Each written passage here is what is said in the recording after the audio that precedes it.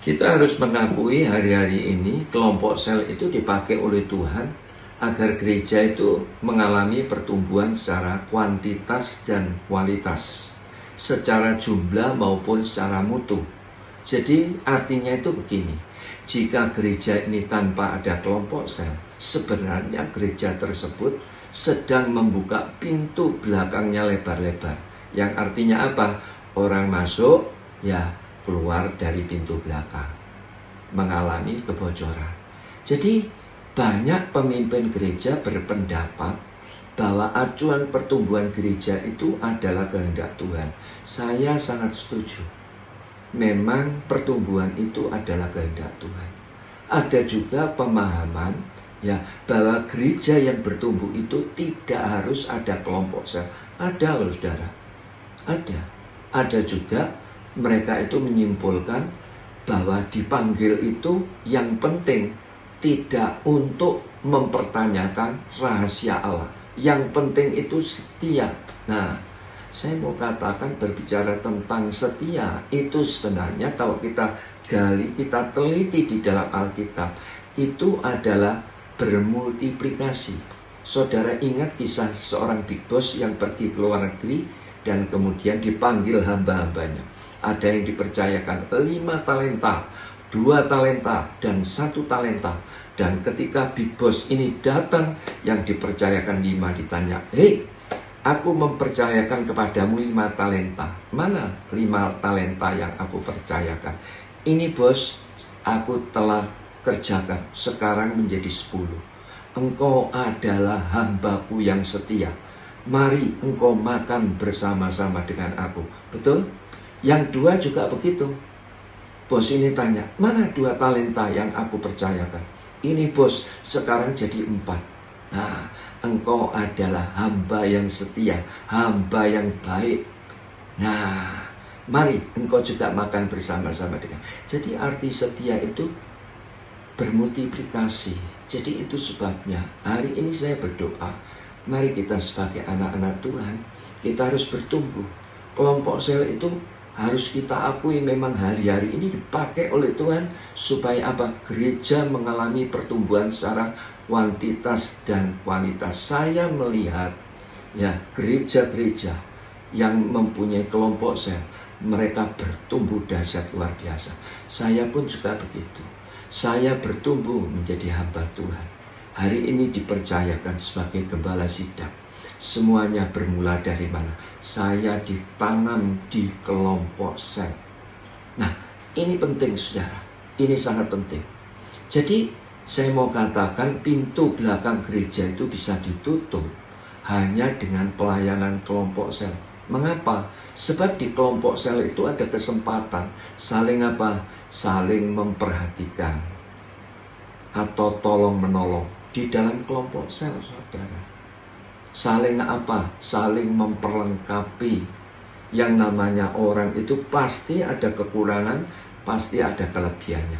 Tetapi di dalam kelompok sel, kita itu saling memperlengkapi. Pada waktu kita lemah, ada yang mendukung di dalam doa.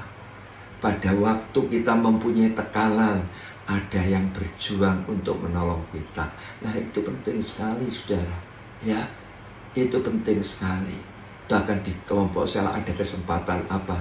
Untuk menjangkau yang belum terjangkau. Jadi begini, setiap orang itu terkadang dibawa ke gereja, mereka alergi dengan nama gereja. Mereka tidak mau. Tetapi pada waktu kita ajak di dalam kelompok sel, komunitas yang hidup ini tadi, saya percaya dari situlah mereka pasti akan bertumbuh. Sebab apa? Saya juga mengalami, saudara. Saya mengalami. Dulu saya juga begitu. Didatangi oleh anggota kelompok sel saya waktu itu. Ya, diajak kelompok sel. Saya pertama tidak mengerti.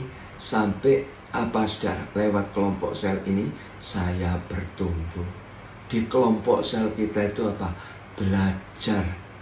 Menjadi apa? Menjadi murid dan memuridkan. Di kelompok sel kita belajar apa? Menggembalakan dan digembalakan. Nah, ini penting. Di kelompok sel kita diajar apa? Doa. Di kelompok sel kita diajar apa? Memuji Tuhan. Di kelompok sel kita diajar apa? Praktek kuasa Tuhan. Nah itu saudara, satu ketika ada seorang ibu-ibu datang kepada saya. Dia memohon kepada saya, Pak, saya minta tolong, saya mau operasi, saya butuh duit. Berapa Bu? 5 juta. Waduh, besar sekali.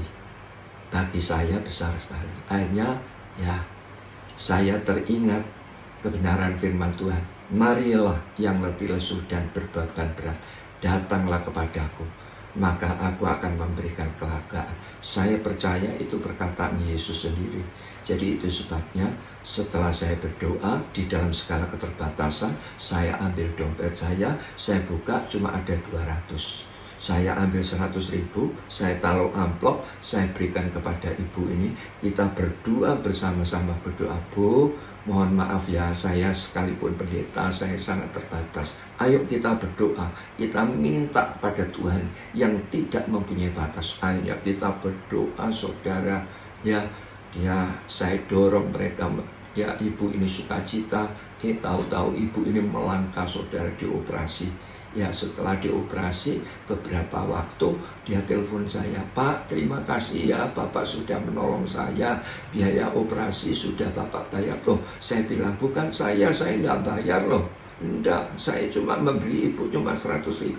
Nah, saudara lihat di sini, siapa yang melakukan? Tuhan. Melalui siapa? Banyak orang, saudara. Jadi itu sebabnya di kelompok sel ada kesempatan kita itu belajar. Belajar untuk apa, saudara? Belajar untuk mempraktekkan kuasa Tuhan. Amin.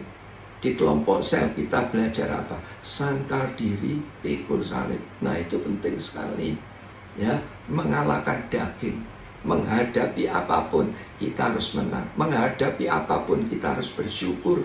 Sebab apa? Pikul salib itu sebagai konsekuensi iman seorang yang percaya kepada Tuhan Yesus. Pikul salib, menghadapi apapun harus bersyukur, bersukacita. Amin.